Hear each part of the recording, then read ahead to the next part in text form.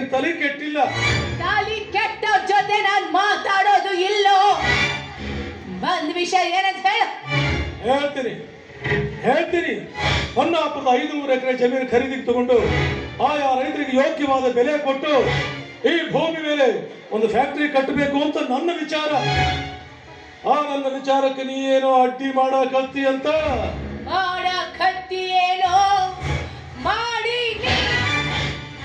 ಬಡವರು ಭೂಮಿ ಕಚ್ಕೊಂಡು ಫ್ಯಾಕ್ಟರಿ ಕಟ್ಟಬೇಕಾದ ಬಂದು ನಿಮ್ಮಂಥವ್ರನ್ನ ಚಟ್ಟ ಕಟ್ಬಿಡ್ತೀನಿ. ಮುಂದೆ ಹೇಳೋ ಭಾಡ್ಯಾನ ಮಗ. ಹೇಳು, ಮಾತಾಡೋ. ನನಗ ಭಾಡ್ಯನ ಮಗನ ಅಂತೀಯ? ನೀನ ಅಂತೆಲ್ಲೋ ಕೂಸನ ಬ್ಯಾಡ ಅಂತ, ಅದಕ್ಕ ಭಾಡ್ಯಾನ ಮಗನಂದೇನೋ ಬೈಲು ಭಾಡ್ಯ